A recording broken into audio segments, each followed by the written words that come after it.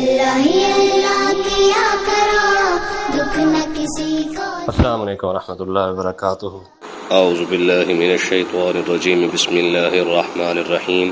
Islam in our life, یہ ایک اسلامی یوٹیوب چینل ہے جس پہ مفتی سجاد حسین قادری صاحب روزانہ درس قرآن پاک ترجمہ اور تفسیر بیان فرماتے ہیں۔ اس چینل کی ویڈیو کو لائک، چینل کو سبسکرائب اور بیل آئیکن کو پریس کر کے اور ویڈیوز کو دیکھ کے آپ اپنی دنیا اور آخرت کو سنوار سکتے ہیں۔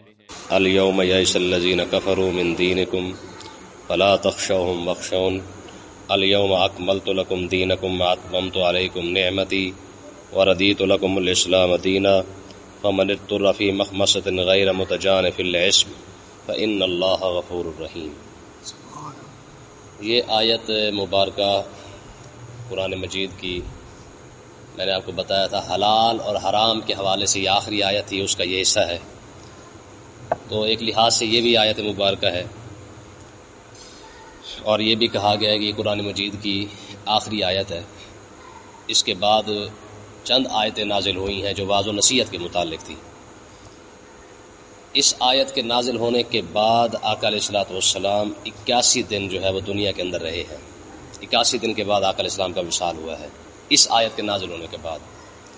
اس آیت کے بارے میں ایک یہودی نے حضرت عمر رضی اللہ تعالیٰ عنہ کو کہا تھا، کہنے لگا جی آپ کے قرآن کے اندر، آپ کی کتاب کے اندر ایک ایسی آیت ہے کہ اگر وہ آیت ہمیں مل جاتی تو ہم عید کرتے۔ تو آپ نے حضرت عمر رضی اللہ تعالیٰ عنہ نے فرمایا وہ کون سی آیت ہے؟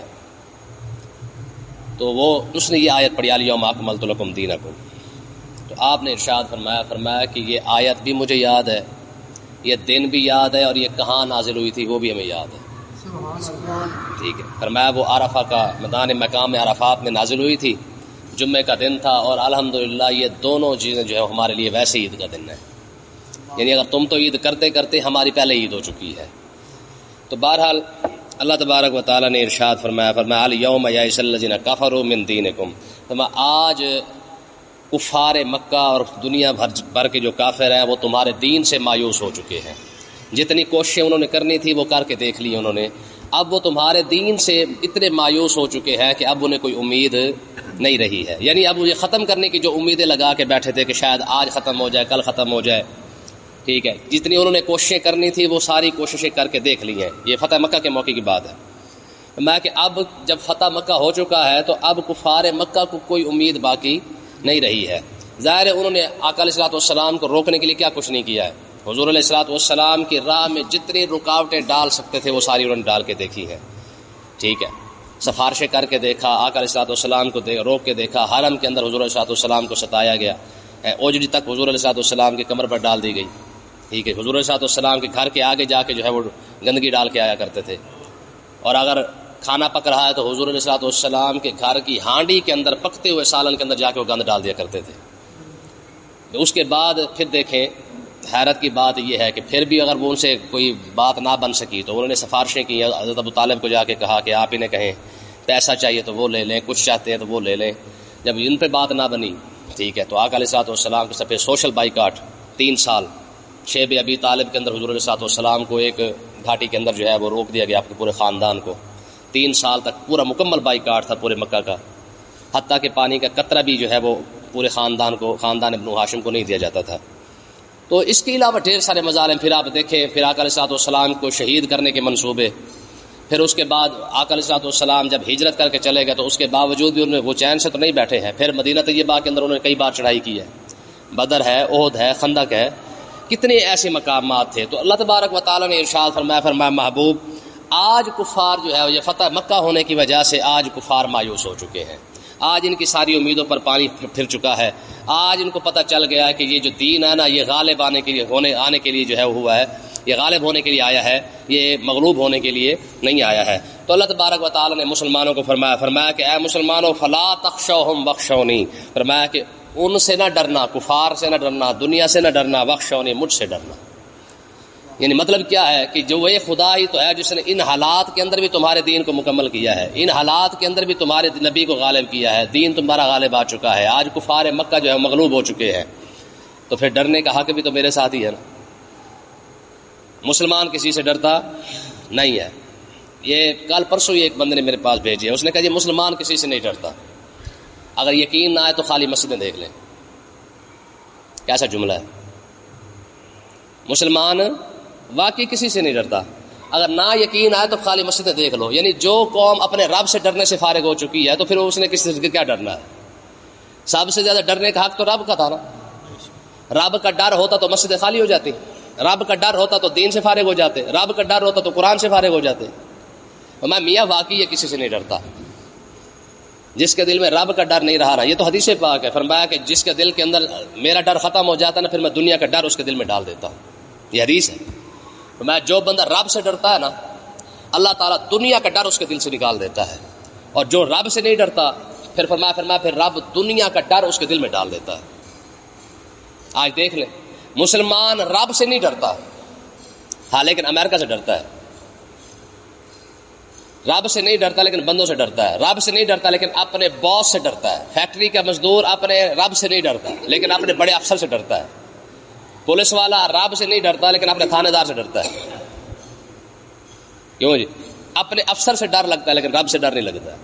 تو اللہ تبارک و تعالیٰ نے ارشاد فرمایا کہ اے میرے بندو فلا تخشوہم, اور ان سے نہ ڈرنا, یہ کچھ بھی نہیں کر سکتے ہیں. وخشونی, مجھ سے ڈرنا, میں نے ان حالات کے اندر تمہیں غالب کیا ہے نا. آگے فرمایا الیوم اکملت لکم دینکم, آج میں نے تمہارا دین تمہارے لیے مکمل کر دیا ہے. اس کے اندر حلال اور حرام جو کچھ بھی تھا سب بیان کر دیا ہے. اس کے اندر تمہیں کہیں جانے کی ضرورت نہیں پڑے گی. دنیا جہان کا, اس کائنات کا کوئی مسئلہ ایسا نہیں ہے جس مسئلے کو ہم نے قرآن کے اندر بیان نہ فرما دیا ہو, جس مسئلے کو ہم نے اپنے نبی کے تحت تمہارے پاس پر بیان کر دیا ہو. ہم نے پوری شریعت مبارکہ, اس کائنات کے چپے چپے کا جو مسئلہ ہوگا وہ ہم نے قرآن کے اندر بیان کر دیا ہے. الیوم اکملت لکم دینکم, آج تمہارا دین مکمل کر دیا ہے میں نے. اور واتممت علیکم نعمتی, اور ہم نے آج تم اپنی نعمت کو تمہارے اوپر پورا کر دیا ہے. کس نعمت کو؟ اسلام کو. یعنی اس کا مطلب یہ کہ رب اسلام کو نعمت کہہ رہا ہے اور مسلمان اسی اسلام سے احساس کمتری کا شکار ہوتا جا رہا ہے. جس چیز کو رب نے نعمت کہا ہے کہ فرمایا یار یہ کتنی بڑی نعمت ہوگا اسلام, جس کو رب کہے فرمایا یہ نعمت ہے. یہ کیا ہے؟ یہ نعمت ہے. نعمت ہونے کے باوجود جناب بندہ اس کو چھوڑ کے پھر رہا ہو. رب جسے نعمت کہے وہ بندے کو سمجھ نہ آئے. لیکن نا جی قرآن مجید نے دنیا کے بارے میں کیا فرمایا؟ فرمایا قل متاع الدنیا قلیل, فرمایا اس کی تو حیثیت ہی کوئی نہیں ہے, ساری دنیا ہی تھوڑی ہے. رب کی نظروں میں دنیا کی حیثیت نہیں ہے, لیکن مسلمان کی نظر میں, بندے کی نظر میں دنیا کی بڑی اوقات ہے. اور رب کی نظر کے اندر دین کی بڑی حیثیت ہے, لیکن مسلمان کی نظر میں کچھ نہیں ہے. جتنی فکر ہمیں اپنے دین کی ہونی چاہیے تھی, ایمان کی ہونی چاہیے تھی, اس سے کہیں زیادہ فکر ہمیں اپنی روزی روٹی کی ہے. حالانکہ یہ ضرورت ہے اور دین یہ مقصد تھا انسان کا. آج تک مسلمان کو پتہ ہی نہیں چلا کہ ضرورت کیا ہے اور مقصد کیا ہے. جو مقصد تھا اس کو ضرورت بنا لیا, جو ضرورت تھا اس کو مقصد بنا لیا. روزی روٹی کمانا یہ ضرورت ہے, مقصد نہیں. اور دین اپنا سلامت رکھنا, بچانا یہ مقصد تھا. مسلمانوں دیکھیں نا, صحابہ کرام نے اپنے مقصد کو بچایا ہے, روزی روٹی کو نہیں بچایا. تو اللہ تبارک و تعالیٰ نے ارشاد فرمایا آج میں نے تم پر اپنی نعمت کو پورا کر دیا ہے. وردیت لکم الاسلام دینا, اور میں نے بطور دین اسلام کو تمہارے لیے پسند کر لیا ہے. یعنی رب کی پسند اسلام ہے. رب کی پسند کیا ہے؟ اسلام ہے. اور مسلمان کی پسند دیکھیں جی, حالات حاضرہ کو آپ سامنے رکھیں. قرآن صرف قصے سننے کا نام نہیں ہے, قرآن صرف واقعات پڑھنے کا نام نہیں ہے, قرآن ترجمہ کرنے کا خالی نام نہیں ہے. ٹھیک ہے, ہم نے قرآن کو سمجھنا تو ہے نا. قرآن مجید کیا ہے؟ فقصص القصص لعلہم یتفکرون. ہم جو قصہ بیان کرتے ہیں, یہ یوسف علیہ السلام کا, نوح علیہ السلام کا, موسیٰ علیہ السلام کا, یہ سارے واقعات کیوں بیان کیے گئے؟ آدم علیہ السلام کا قصہ کیوں بیان کیا گیا ہے؟ میں صرف قصہ سن کے چسکا لے کے خاموشی سے بیٹھ نہ جایا کرو, ہاں جی ایسے ہوا تھا. فرمایا لعلہم یتفکرون, فرمایا ہم قصہ اس لیے بیان کرتے ہیں تاکہ تم غور فکر کر سکو, تمہیں سمجھ آ سکے کہ یار جو غلطی ان سے ہوئی تھی وہ ہم تو نہیں کر رہے, جو بات ان سے سرزد ہوئی وہ ہم سے تو نہیں ہو رہی ہے, جو کام انہوں نے کیا تھا وہ ہم تو نہیں کر رہے ہیں. تو قرآن کا مقصد یہ ہے. لیکن ہم کیونکہ ہماری قوم بطور قوم ہمیں چسکا لگ چکا ہے واقعات کا, قصوں کا. ہم قصہ سنتے ہیں اور واہ واہ کرتے ہیں, جب اس قصے سے کوئی نتیجہ نکلتا ہے تو وہ نتیجہ ہمیں پسند نہیں آتا. ٹھیک ہے, تو اس لیے میں اکثر آپ کو کہتا ہوں کہ ہماری قوم کو پتہ ہی کوئی نہیں ہے کہ تقریر اور واقعات میں فرق کیا ہوتا ہے. ہماری قوم واقعات سنتی ہے, تقریر نہیں سنتی ہے. تقریر تو سمجھانے کا نام ہے. آقا علیہ الصلوۃ والسلام جب ممبر کے ساتھ کھڑے ہو جاتے, ممبر پہ کھڑے ہو جاتے, تو حضور علیہ الصلوۃ والسلام واعظ و نصیحت کرتے تو آقا علیہ السلام کا لفظ کیا ہوتا؟ فرمایا یا ایھا الناس, فرمایا لوگو ایسے کرو ایسے کرو ایسے کرو ایسے کرو. یہ خطبے تھے حضور علیہ الصلوۃ والسلام کے. جو پچھلا واقعہ سنایا جاتا ہے تو واقعے سے مطلب ہوتا ہے اس واقعے سے کوئی نہ کوئی سبق حاصل کرنا. ہماری قوم قصہ سن لیتی ہے لیکن اس سے سبق حاصل نہیں کرتی، عبرت حاصل نہیں کرتی ہے. اللہ تبارک و تعالیٰ نے ارشاد فرمایا میں نے تمہارے لیے دین اسلام کو بطور دین پسند کیا ہے. دیکھیں نا جی، یہودیت بھی تو ہے نا، عیسائیت بھی تو ہے نا، دنیا کے اندر یہ سارے لگے پھرتے ہیں، لیکن فرمایا نہ، میں نے جو تمہارے لیے پسند کیا نا جو دین، وہ کیا ہے؟ اسلام ہے. ٹھیک ہے جی. اب جو اسلام کو چھوڑ کر کسی اور کو پسند کرے تو یہ تو قیامت کے دن بندہ رب کے سامنے کھڑا ہوگا نا، رب اسے پوچھے گا ہاں بتا نا، مجھے تو اسلام پسند تھا تجھے یہودی پسند آ گئے، مجھے اسلام پسند تھا تجھے عیسائی پسند آ گئے، مجھے اسلام پسند تھا تجھے ہندو پسند آ گئے، مجھے اسلام پسند تھا تجھے دنیا کے لوگ پسند آ گئے. رب کی پسند اور مسلمان کی پسند میں کتنا فرق آ گیا؟ ایک رب کی پسند ہے، ایک مسلمان کی پسند ہے جو ساری دہاڑی دعویٰ کرتا ہے جی میں تو رب کو مانتا ہوں، اور تو اس کو مانتا تو پھر اس کی پسند تجھے سوارے کیوں نہیں کھاتی؟ یہ کیسی محبت ہے یار. مجنو اپنا وہ تھے نا محمود اور ایاز بیٹھے تھے. محمود نے نا ہاتھ میں ایک چھوٹا سا پھل لیا ہوا تھا. اس نے کہا ہاں یہ کون کھائے گا؟ اب کون کھائے؟ جو آتا اس نے چکھتا تھا. اس نے وہ کوڑتما نہیں تو کوڑتما اور کیا دنوں کی نہ ہوں کوڑتما ہی نے سادے زبان ہے. محمود لے کے بیٹھا ہوا ہے اور سب کو دکھا کر ہاں بھی کون کھائے گا. سارے دے کے منہ پیچھے کر کے کھڑے ہوئے ہیں پھر ڈچبا کر کے. انہوں نے کہا جی کون کھایا؟ تما کون کھائے؟ اور میں کوئی نہیں کھاتا. انہوں نے کہا جی کوئی بھی نہیں کھاتا. فرمایا یاز کدھر ہے؟ کہا جی وہ کھڑا ہوا ہے. ہاں یاد. انہوں نے کہا جی دیو. لیا اور مزے سے کھانے لگا. آدھا کھا گیا تو محمود نے کہا تجھے کوڑا نہیں لگتا؟ اس نے کہا حضور جو آپ کو پسند ہے وہ ہمیں پسند ہے، جو آپ کو پسند ہے وہ ہمیں پسند ہے. غلام کو کیا لگے کہ جناب اللہ کوڑا کیا اور میٹھا کیا ہے. فرمایا جو اگر آپ کو یہ پسند ہے نا جی کوئی کھائے اس کو، تو میں نے تو بس آپ کی پسند کو دیکھا ہے، اپنی پسند کو. کوڑا اور میٹھا نہیں دیکھا ہے میں نے. حضرت مالک بن دینار تھے نا، آپ گئے بازار سے ایک غلام خرید کے لائے. غلام کیا تھا؟ غلام کو خریدا، پیسے دیے، واپس راستے کے اندر جا رہے ہیں. فرمایا ہاں میاں کیا نام ہے تیرا؟ تو غلام کہتا جی غلاموں کے بھی کوئی نام ہوتے ہیں جو مالک رکھ لے. غلاموں کے بھی کوئی نام ہوتے ہیں. آپ نے پیچھے مڑ کے دیکھا. فرمایا کوئی عام بندہ نہیں ہے جی، کوئی عام بندہ نہیں ہے. فرمایا اچھا میاں کھاتا کیا ہے؟ کوئی پسند بتا. چلو تیری پسند کا کھانا بنا لیتا ہے بندہ، تیری پسند کو سامنے ہوگے تو میں بندہ دیکھ لیتا حساب کتاب. اس نے کہا جی حضور غلاموں کی بھی کوئی پسند ہوتی ہے. فرمایا میاں سوتا کہاں ہے؟ کہا جی غلاموں کی بھی کوئی جگہ ہوتی ہے. کہا پہنتا کیا ہے؟ کہا جی غلاموں کے بھی کوئی کپڑے آتے ہیں، جو مالک دے دے بس وہی ہے. جنہ تنا وچ دل بر راضی تے سکھ ہونا تو، جنہ دکھاں وچ دل بر راضی تے سکھ ہونا تو. وار گل سمجھی نا جی؟ یہ کون سا یار طریقہ ہے جی؟ اب ساری زندگی بندہ کہے جی میں تو رب کو سجدہ کرتا ہوں، میں تو سبحان ربی الاعلیٰ سبحان ربی العظیم، اور باہر نکل کے وہی دین اسی کا دین پسند کوئی نہیں ہے. انصاف تو بندہ کر کے دیکھے نا کہ ساری زندگی کے اندر اس کا کلمہ یاد نہ کر سکا، اس کا نام یاد نہیں کر سکا. لا الہ الا اللہ محمد رسول اللہ کے نام تو اسی کا ہے نا. ساری زندگی کے اندر بندہ اس کی کتاب نہیں پڑھ سکا. ساری زندگی کے اندر بندہ اس کے بارے میں سوچ نہیں سکا. حد والی بات یہ ہے کہ ساری زندگی کے اندر اس کے لیے ٹائم ہی کوئی نہیں ہے. قیامت کے دن رب اتنا ہی کہہ دے بتا نا تیری پسند اور میری پسند میں کتنا فرق ہے. مجھے اپنا قرآن پسند تھا، تجھے کسی اور کی کتاب پسند تھی. مجھے اپنا قانون پسند تھا، تجھے انگریز کا قانون پسند تھا. لیکن انصاف کے لیے رب نے قرآن دیا ہے نا، لیکن بندے کو قرآن رب کا دیا ہوا انصاف پسند نہیں، انگریز کا دیا ہوا انصاف پسند ہے. یہ ہے انصاف کرنے والی بات. قرآن اس لیے جھنجھوڑتا ہے، وہ کہتا ہے تم ذرا لعلہم یتفکرون، کبھی غور تو کر کے دیکھو نا یار. اللہ اکبر. فرمایا قرآن مجید یہ تو قرآن کا فیصلہ، من یبتغی غیر الاسلام دینا فلن یقبل منہ. فرمایا قیامت کے دن آئے گا نا جب کوئی بندہ دوسرا دین لے کے آئے گا رب اسے پسند قبول نہیں کرے گا. ٹھیک ہے جی. یہ جو ڈگریوں والے جب اللہ کی بارگاہ اقدس میں کھڑے ہوں گے کیا خیال ہے؟ ایم اے کی ڈگری دکھائیں گے مالک دیکھ ہم پی ایچ ڈی کر کے آئے کھڑے ہیں، 16 سال ہم نے جناب اللہ پی ایچ ڈی کیا، ہم نے جناب اللہ جناب اتنی زندگی کی ہم نے گزار دی ہے جناب اللہ علم حاصل کرتے ہیں. کیا علم حاصل کیا؟ ABCD. لا ABCD نکلا پڑا اسلامیہ یونیورسٹی میں، نام اسلامیہ یونیورسٹی. اور کل جو اندر سے کرتوت نکلے ہیں وہ 5500 ویڈیو ننگی نکلی پڑی ہے. ہر ایک خدا بننے کی کوشش میں ہے مصروف، لیکن یہ تماشا بھی خدا دیکھ رہا ہے.